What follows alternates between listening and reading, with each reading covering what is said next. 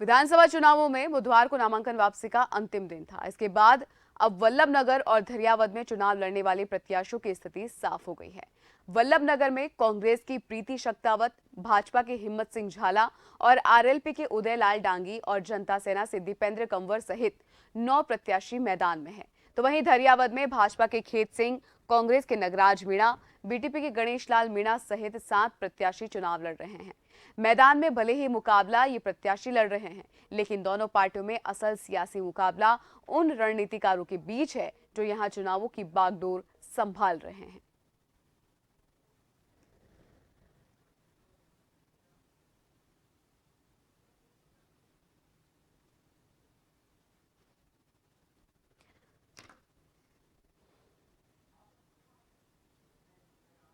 तो बता दें कि धरियावद और वल्लभनगर उपचुनाव 2021 को लेकर जो सियासी सुगबुगाहट है वो तेज हो गई है और लगातार जिस तरीके से हमने देखा कि वल्लभनगर में और धरियावद में जब नामांकन दाखिल किया जा रहा था प्रत्याशियों द्वारा, तो वहां पर जनसभा भी आयोजित की गई थी। मुख्यमंत्री अशोक गहलोत, पूर्व उप मुख्यमंत्री सचिन पायलट, उनके साथ पीसीसी चीफ गोविंद सिंह डोटासरा और कांग्रेस प्रदेश प्रभारी अजय माकन भी उनके साथ वहां पर पहुंचे थे और उन्होंने जनसभा को संबोधित करते हुए लगातार कई मुद्दों पर वहां बातचीत की थी। हालांकि अब जिस तरीके से दोनों ही पार्टियों, चाहे वो बीजेपी हो या कांग्रेस हो, दोनों ही पार्टियों ने जिस तरीके से अपने प्रत्याशियों पर भरोसा जताया था, अब वो जो सियासी जो घमासान है अब चुनावों में देखने को मिलेगा। जिस तरीके से पार्टी की ओर से भरोसा जताया गया था, उस पर प्रत्याशी कितना खरा उतर पाते हैं ये देखने वाली बात होगी, क्योंकि जो प्रत्याशी खड़े हुए हैं उन पर पार्टी की ओर से कहीं ना कहीं एक बड़ी जिम्मेदारी देना भी बड़ी बात है।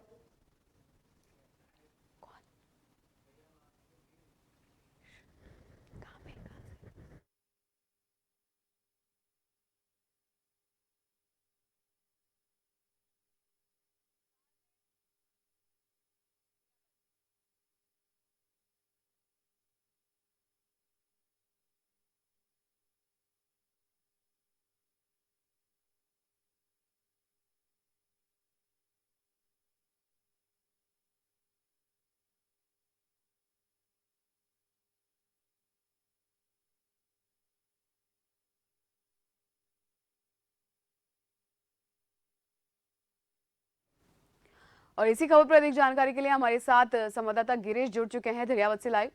गिरीश, चूंकि जिस तरीके से प्रत्याशियों पर एक बड़ी जिम्मेदारी दी गई है, एक बड़ा उन पर भरोसा जताया गया है दोनों ही पार्टियों की ओर से, तो किस तरीके से प्रत्याशी अब उस जिम्मेदारी, उस भरोसे को बरकरार रखने के लिए जो चुनाव है उसमें लगे हुए हैं? बिल्कुल जी, मैं आपको बता दूं कि जिस तरह से धरियावद विधानसभा उपचुनाव को लेकर अब चुनावी समर जो यहाँ पर जो है सजने लगा है, वही कल नामांकन वापसी की आखिरी तारीख के बाद जो है अब यहाँ पर धरियावद उपचुनाव की जो तस्वीर है वो साफ होने लगी है। अगर हम बात करें धरियावद विधानसभा उपचुनाव की, तो यहाँ पर जो है चुनावी समर में कुल 4 जो है प्रत्याशी अब चुनावी मैदान में है। और अगर बात करें धरियावद उपचुनाव की, तो यहाँ पर कांग्रेस और जो है बीजेपी में यहाँ पर सादा जो है मुख्य मुकाबला यहाँ पर देखा जा रहा है। वहीं अगर बीटीपी में जो है थोड़ा सा सामान्य बिगड़ने से यहाँ पर जो है परिस्थितियां थोड़ी विपरीत जरूर हुई है, लेकिन वो मुख्य मुकाबला है भारतीय जनता पार्टी के खेत सिंह मीणा और कांग्रेस प्रत्याशी नगराज के मीणा के जो है मुख्य मुकाबला यही होगा। जी, तो फिलहाल कैसी कुछ इस तरह, चूंकि हमने देखा जिस तरीके से जब नामांकन दाखिल किया जा रहा था प्रत्याशियों के द्वारा, तब वहां पर कांग्रेस द्वारा भी जनसभा को संबोधित किया गया था। हालांकि बीजेपी भी अपनी तरीके से जो है पुरजोर कोशिश कर रही है कि वो अपने प्रत्याशियों को अच्छे बहुमत से जिता सके। तो दोनों ही पार्टियों में किस तरह की जो ये स्थितियां हैं वो देखने को मिल रही है? जी बिल्कुल, जाहिर सी बात है कि जिस तरह से दरियाव उपचुनाव को लेकर जो है मुख्यमंत्री अशोक गहलोत जो खुद कैंपेनिंग में उतरे थे और कांग्रेस प्रत्याशी नगराज मीणा की जो है समर्थन में उन्होंने जनसभा को संबोधित किया। इसी मंच पर सचिन पायलट उनके साथ थे, गोविंद सिंह डोटासरा जो है वो मौजूद थे, अजय माकन भी इस दौरान मौजूद थे। वहीं अगर हम बात करें भारतीय जनता पार्टी की, तो भारतीय जनता पार्टी में जो है टिकट के बाद जो है कहीं ना कहीं जो कुछ परिस्थितियां जो है जरूर बिगड़ी थी, जिससे कि जो है दिवंगत विधायक के पुत्र कन्हैयालाल मीणा यहाँ पर नाराज हुए थे। वहीं पार्टी के शीर्ष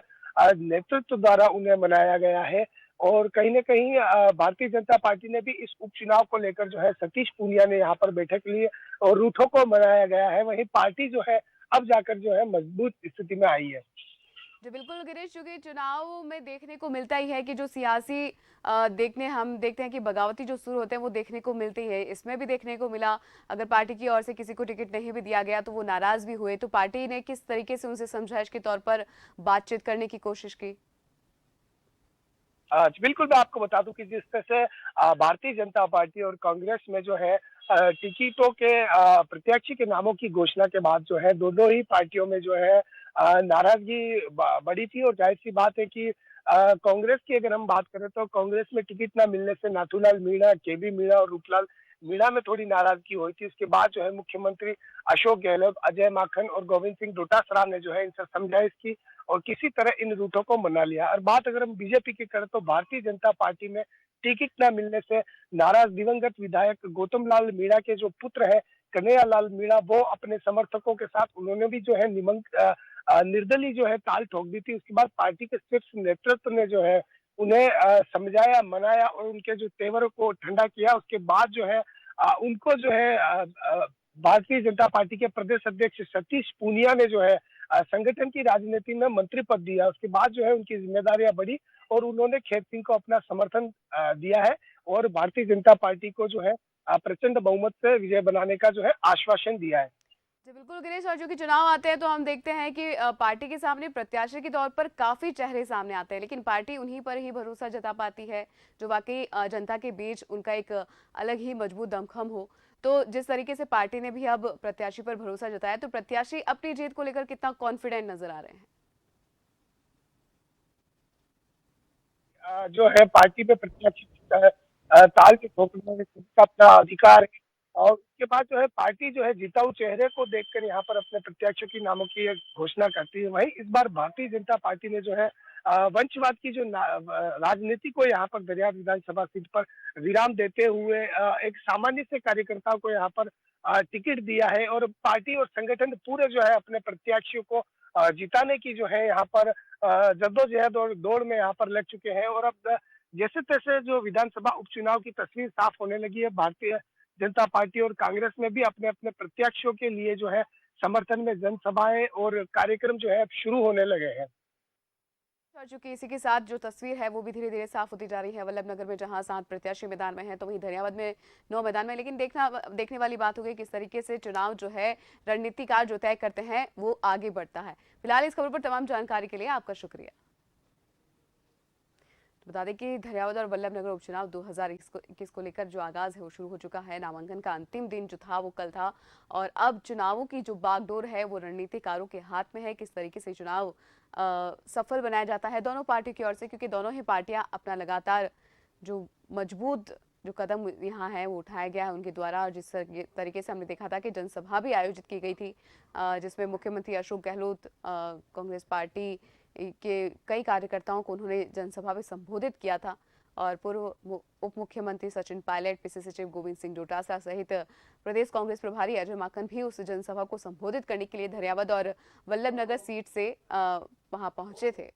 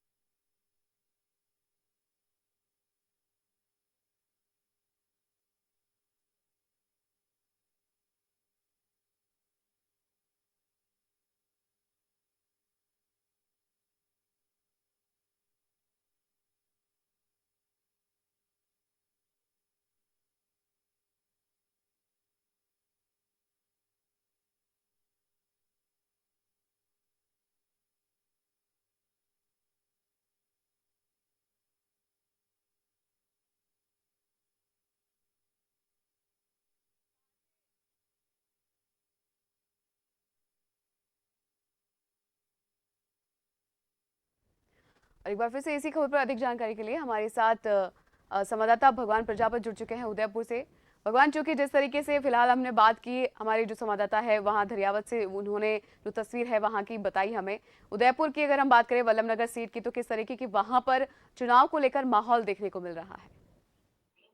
उपचुनाव के माहौल की बात करें तो उदयपुर में चुनावी माहौल गरमाया हुआ है, क्योंकि वल्लभनगर जो विधानसभा सीट है यह उदयपुर संभाग की नहीं बल्कि पूरे प्रदेश की हॉट सीट मानी जाती है, इसलिए यहाँ पर सभी की नजरें टिकी हुई है। मैं बताना चाहूंगा कि चुनावी सरगर्मियों के चलते बीजेपी के जो प्रदेश अध्यक्ष सतीश पूनिया है उन्होंने यहाँ पर डेरा डाला हुआ है, तो वही दूसरी ओर कांग्रेस के जो आला कमान है उन्होंने भी अपनी जो स्टार प्रचारकों की जो सूची है वह अब जारी कर दी है, जी। क्योंकि 13 अक्टूबर का जो दिन था वह नामांकन पत्र उठाने का अंतिम दिन था, इसलिए अब तस्वीर भी साफ हो गई है। कुल 7 कैंडिडेट चुनाव मैदान में है, लेकिन जो 4 कैंडिडेट है जिसमें बीजेपी, कांग्रेस, जनता सेना और राष्ट्रीय लोकतांत्रिक पार्टी, इनके जो कैंडिडेट है इनके बीच कड़ी टक्कर मानी जा रही है। कांग्रेस से प्रीति कौर शेखावत चुनाव मैदान में है, तो वहीं दूसरी ओर बीजेपी ने हिम्मत सिंह जाला को इस बार मौका दिया है, लेकिन बीजेपी से टिकट नहीं मिलने के बाद उदयलाल डांगी ने राष्ट्रीय लोकतांत्रिक पार्टी का दामन थाम लिया था और अब सीधे सीधे चुनावी सभा के दौरान बीजेपी पर हमला कर रहे हैं। तो वहीं दूसरी ओर बीजेपी से अलग होने के बाद जनता सेना का जो गठन किया था करीब 8 साल पहले रणधीर सिंह बिंडर ने, अब वह चुनाव मैदान में है, इसलिए चारों के बीच कड़ी टक्कर मानी जा रही है। जी जी बिल्कुल भगवान प्रजापत, और फिलहाल इस खबर में तमाम जानकारी के लिए आपका शुक्रिया।